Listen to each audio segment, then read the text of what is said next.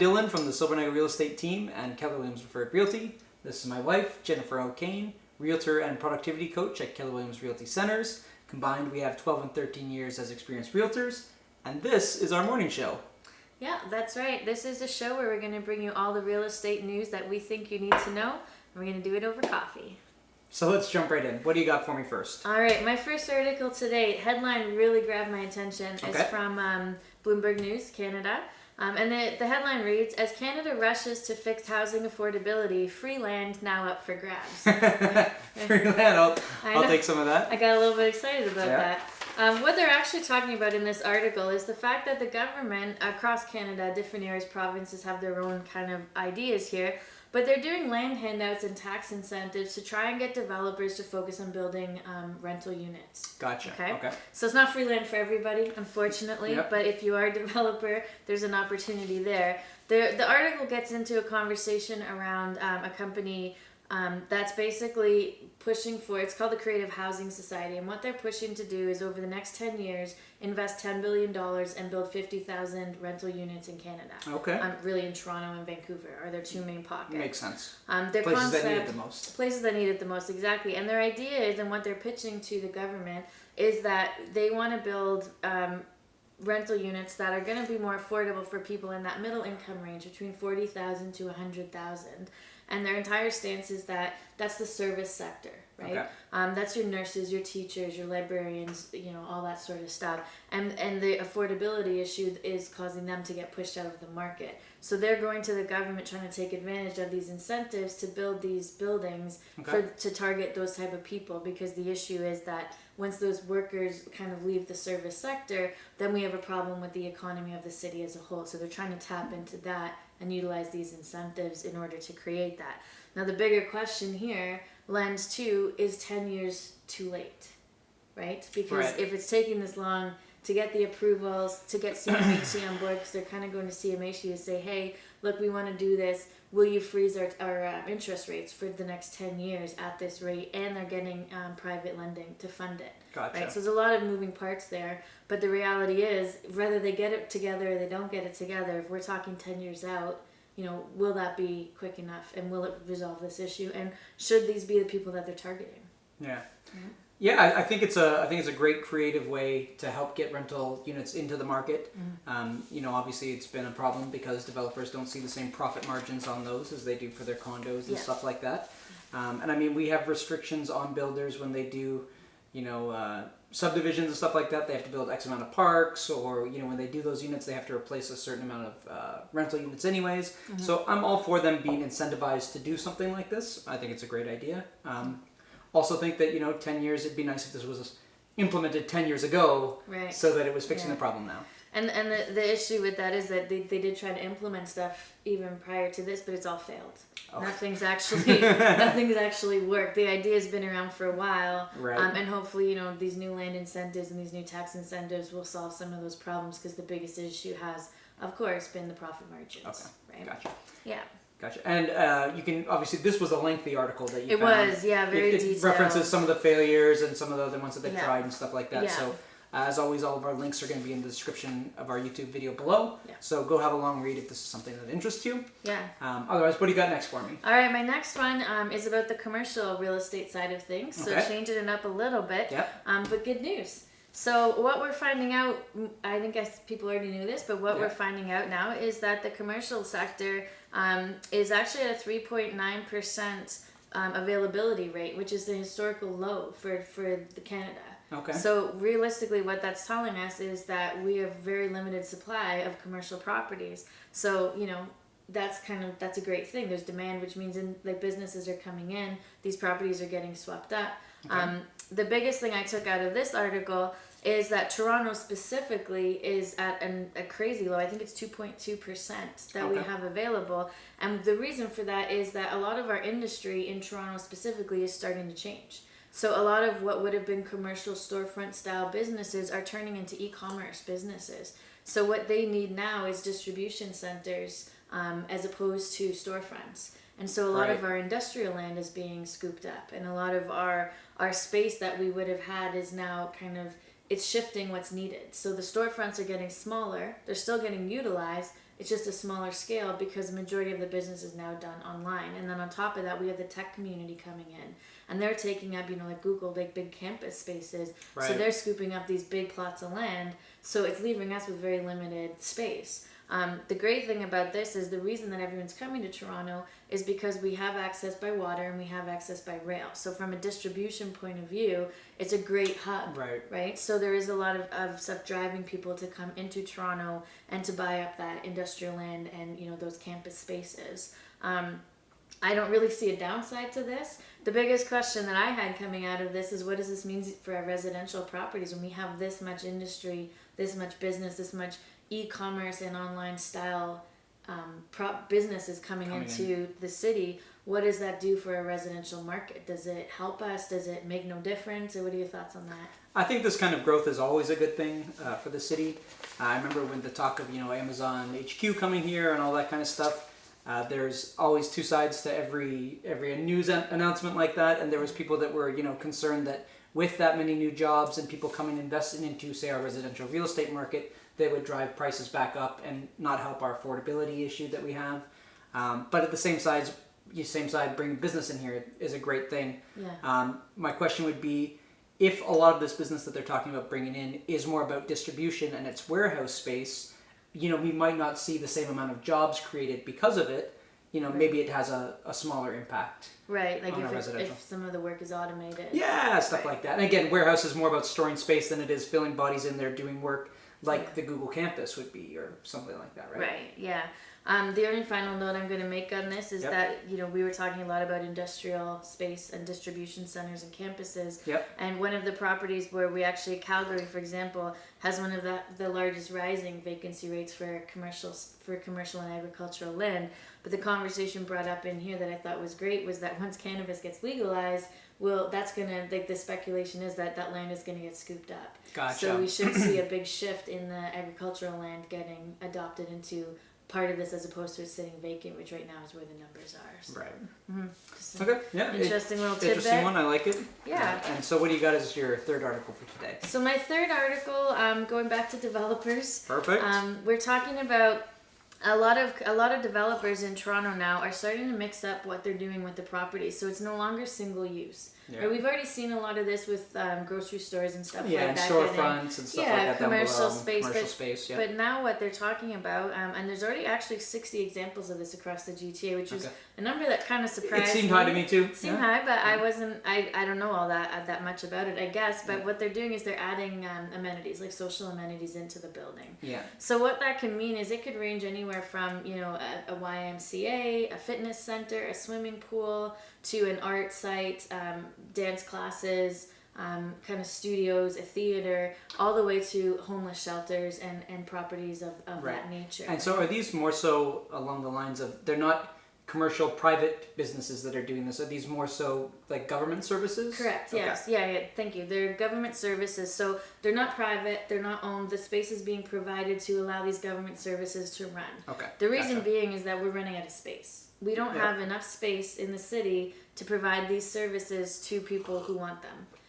And on top of that, we don't have enough people willing to invest in the properties to host these services when we do have them. So, stuff along the lines of the homeless shelters, the food, the food halls, stuff like that. People aren't as willing to put those into their properties, right? And I think there's obviously a big conversation around Especially that. when we start looking at property values and what that could do to them. And so what's happening is developers in the city are kind of getting together and saying, hey, you know what, like maybe this is something we can do.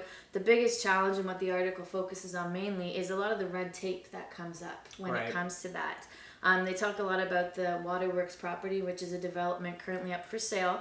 And that actually provides everything from a YMCA, a food hall, to 15 affordable housing units, and some other items as well. So it's a mix of different uses, all services that are city run or nonprofit. Right. Gotcha. Red Door is currently involved in this as well. They're in a building now. And the biggest question, I guess, that comes to mind for me is, well, there's two, really. One, should the policies on the building permits and the approval of these buildings change when we're incorporating city amenities into the buildings? And if so, like how or why? And the second big one, I think that I feel like most people would think this would be, is there any control over what sort of amenities go into these buildings? And if not, what sort of impact does something like a shelter or a food hall have on the residential resale of the units versus something like a YMCA or a gym or fitness center where, yes, you have public use, but really how big of an impact is that going to have and what stigma is there tied to that? Yeah, exactly. Yeah. So I mean, overall, it sounds like it's a good thing. But we do know that when you go in and you buy a condo unit from, that day till the many years later that it's finally ready, changes do happen during that development cycle. And when you're adding something like this, where a lot more has potential to change, I'd really want to know that if say I was buying, that my contract not only was reviewed by myself, but also by my lawyer saying, hey, what can they really change? How much can be done in here?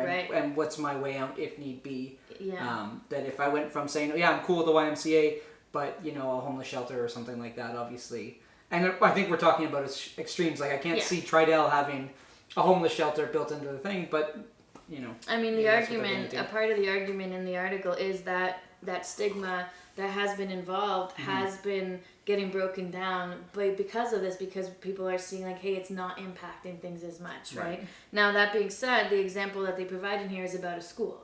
Yeah. It's not about a homeless shelter or a food hall or a food bank or anything like that. It referenced like Ryerson has some campus like the Maple like Leaf Gardens and then the Yonge and Eglinton condos with the Toronto District School Board there at Roehampton and Broadway, right? Yeah. So they're talking about those buildings. So yeah, I think there is a big sway on what it is, and my biggest concern as an investor would be very similar to yours, is that how much control do I have over it? And if I did sign a contract and then these amendments are made because the policies aren't in place yet and it changes halfway through, what protects me? Yeah. Right? I think we're on the same page. Yeah. Okay, so that's your it. 3? That's my 3. Perfect. So I've got a couple here that I'd like to get into. The first one is kind of talking about one of those initiatives that's meant to help people. It's a youth center that was built in Richmond Hill a few years ago. Okay. It's done by 360 Kids, and this organization's been around a long time. I think something like 29 years. They've changed their names a couple times as they grew, like because they started out small, so it'd be like 13 rooms in a house and stuff like that. Okay. So they help a variety of things, but some of it is kids that can no longer live at home, and there's that they're trying to help youth homelessness and fix that. Okay. The challenges turned out like they're doing a lot of good, but residents at a nearby apartment building of this project in particular have been having a really tough time for 2 years, as it's been a cause of like a lot of noise, fights have broken out, beer bottles have been broken, all through the night they're hearing a lot of noise like around midnight and stuff like that. And so currently what they've been doing is they've been cataloging or logging all of these incidents, and I'll read you just a couple to give you a vague idea, but it's not super important. Let's look here at April 9th, 2017, 5:45 p.m. Youth shatters bottle in driveway, call made to 360. 8:15 p.m. mob of 20 plus gathers, girl trying to fight someone inside the shelter, call to 360. Midnight, small group causing excessive noise, and on it kind of reads like that. So I think the thing that comes up is that same concern that always comes up with something like this. A lot of people are like, I'm very much for this, but not in my neighborhood. Right? Because you're worried about property values and again, just, enjoying your property and stuff like that. Yeah. So a quick hot take on, what I've shared so far. It's a tough one because I think, like you said, you can see both sides of it, and there is a concern in regard to how this can impact your property value, and that not in my neighborhood stance. Like, I stand very much pro these sort of organizations. I think that they're a great thing. I think that with anything like this, there's going to come a little bit of turmoil. I think my biggest question would be, if it's been ongoing for 2 years, that seems like a pretty extended period of time. Yeah. So what's going on there? Like, is it the leadership? Is it the management that are having issues resolving the problems? Is it the kids that are coming in? And is there a way to differentiate if you're in a super like residential neighborhood? Is there a way to say, okay, like how do you gauge that these people go here, these people go there, exactly. And what does that look like, right? Yeah, and so I mean, for their smaller ones, if it is a more troubled youth or something like that, those, I mean, they're right in the middle of neighborhoods. This one is on Yonge Street, so it's not as, I guess, neighborhood a little focused busier. like residential. It's a little busier. Yeah. So, and that's probably where these kids should be if we're looking at it from that maybe. over the top thing. Anyways, they're addressing it. There is a town hall meeting tonight about it. So, hopefully everything works out and the company continues to do well for these kids, and hopefully those residents get to enjoy their house. Yeah, and I mean, one more thought on it too. If they are on Yonge Street and they are, it is an apartment build-up area, it is a little more commercial, it is a little bit more noisy. You'd have to wonder if it wasn't a shelter and it was just another apartment building that had some tenants, would you be getting the same response? Yeah. Or is there that bit of kind of blame because it is what it is? Because it's something that they can point at, right? Yeah. Okay. The next headline I have here comes from mortgagebrokernews.ca.